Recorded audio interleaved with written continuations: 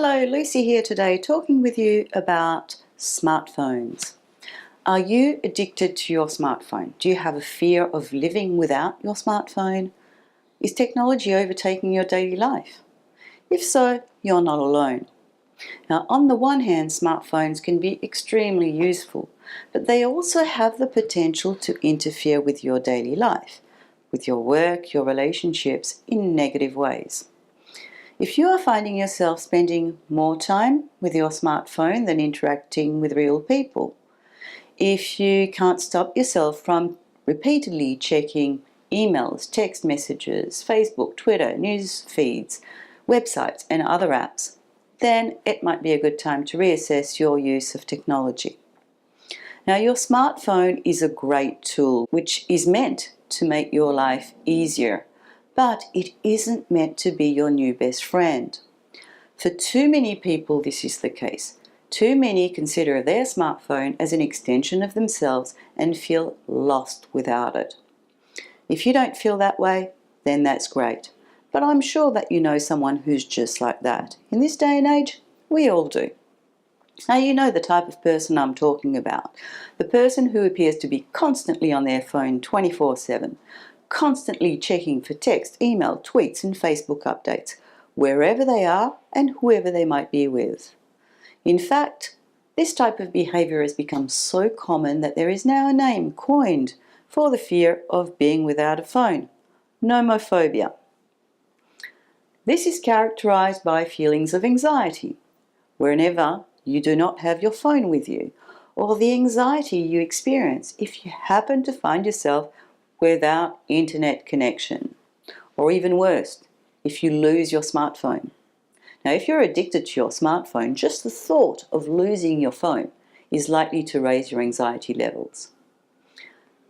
There are negative effects to nomophobia, of course, and these include increased loneliness and depression, added stress and anxiety, inability to focus, and sleeping problems. So let's talk about some of these for a minute. Considering that a smartphone is also a very social tool, it may sound in a way contradictory that it increases loneliness, but it does. Virtual interactions are simply not the same as face-to-face interaction. In addition, people who are addicted to their smartphone are constantly engaging with their phone. So if they do find themselves interacting with others in real life, they're not completely there, they're not engaged in that interaction, and this prevents the development of meaningful relationships. Now, if you have a tendency for social anxiety, you may actually prefer interacting with others via your phone, but in doing so, you are cutting yourself off further from people around you, and that can lead to increased loneliness also. Now, as I mentioned earlier, smartphones are meant to make your life easier, which should also mean less stressful, but excessive smartphone use can actually increase your stress levels.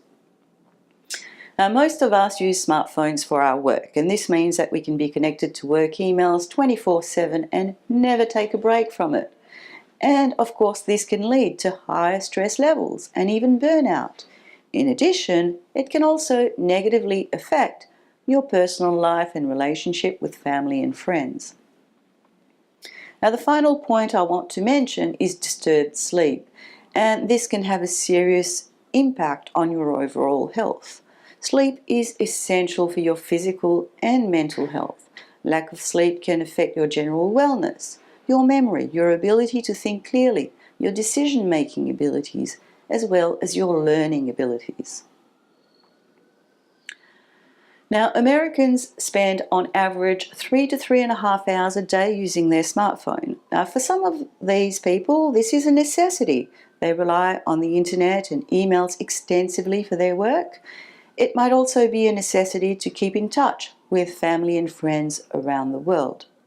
So 3 hours a day might sound like a lot, but it's not necessarily an issue for everyone.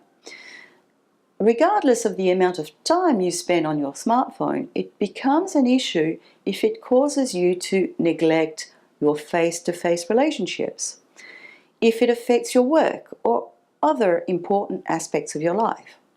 If this is the case, then it's time to reassess your smartphone use. And the question now is, what can you do about it? Now, there's a number of steps that you can take and to get your smartphone use under control, but like any attempts at behavior change, slipping back into old patterns of usage can happen easily. So if this occurs, it might be a good idea to enlist the help of family, friends, or that of a support group or a therapist. Now, a good place to start is to identify exactly what changes need to occur. And this can be done quite easily by keeping a smartphone use diary for a few days, keeping track of essential versus non-essential use. And this will help you identify the times that you could use more effectively or when it has a greater negative impact. Now, the second step is to decrease your phone use progressively, and you'll want to set rules. So for example, you might make it a rule to turn off your phone during meal times and actually enjoy the company of people you're with, family, friends, and have a good conversation. Now, you might also make it a rule to turn off your phone before bed and not turn it back on until after breakfast the next day. You might even want to remove certain non-essential apps from your phone. Or if you have a tendency to compulsively check your phone, you might want to make it a rule to only check for updates, say every hour. Now, of course, rules are only good once you start implementing them. Again, try to do so progressively. This will be much more effective than trying to implement all your rules all at once. Now, in this process, you might also find yourself experiencing withdrawal symptoms, such as restlessness or difficulty concentrating. But don't worry, these will pass. Like most things in life, it's about balance. The technology we are exposed to and which is available to us is truly amazing, but it is just one small aspect of our life. Your smartphone is a very useful device, but it shouldn't be an extension of yourself, and it isn't your new best friend. Now, I'd love to hear from you. Are you addicted to your smartphone, or do you know someone who is? How does that affect your life? Will you do something different as a result of watching this video? Let me know in the comments section below. If you like this video, please subscribe, like, and share this video with your friends. Thanks for watching, and I'll see you again soon.